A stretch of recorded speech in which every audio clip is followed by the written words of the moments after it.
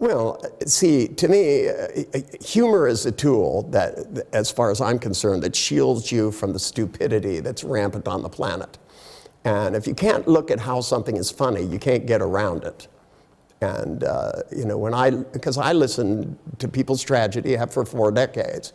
And if I empathized with them, which is the opposite of having a sense of humor, my sense of humor isn't a cruel one, although I do pick on people. I try to get them to look at it from a different point of view, which is what humor really is about.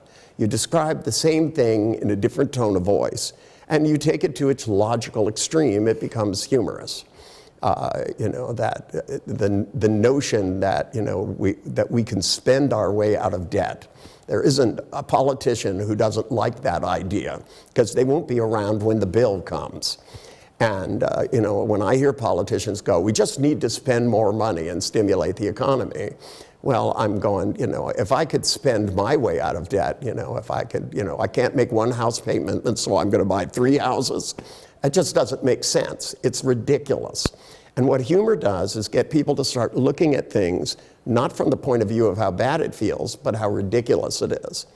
I'm very fond of saying to people after they explain to me, you know, just looking over at them and going, that sounds like a really good plan, doesn't it? You know, because they'll tell me, well, I think this, and then I never try, and it feels really bad, and the more I feel bad, the less I try, and I go, great plan. And it shields me from having to empathize with how much they're suffering, but it also shields them from the same thing. They'll come up and smirk at me and they'll go, well, it's not a good plan, but I can't help myself. And I said, there's another good plan. And then pretty soon they'll go, well, what else could I do? And I go, well, you could do this. You can look at it and see yourself doing this. I can give them detailed descriptions of what successful people think about. I don't try to fix what's broken. What I try to do is replace it.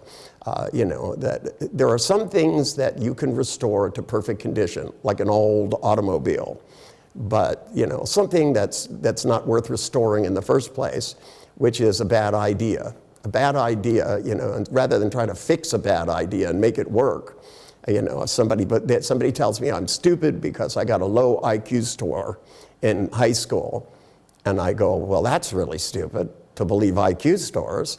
You know, I mean, you know, Einstein got bad grades in school. He was bad at math, for heaven's sakes.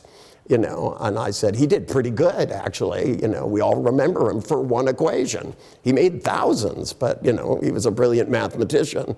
I said, you know, these people, I met people from the Mensa Society, you know, and they may be able to answer obscure questions, but most of them can't get a date. You know, which one's smart and which one isn't.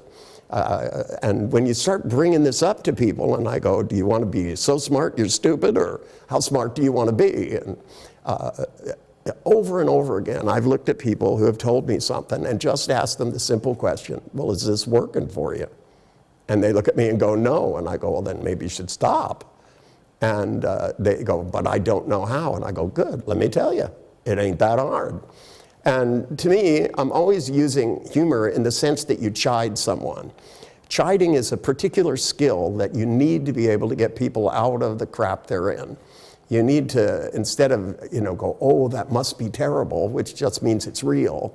You need to get people to look at it and go, I don't have to live this way.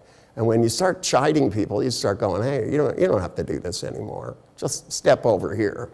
And it's the old flirting technique of come away closer. You know, you flirt with people not to marry them. You flirt with people so you have the opportunity to find out who they are. Most people don't flirt with themselves enough to know what they actually could do. My job is to chide them into trying new ways of thinking, new ways of acting, so that they can have more fun in life and get more stuff done.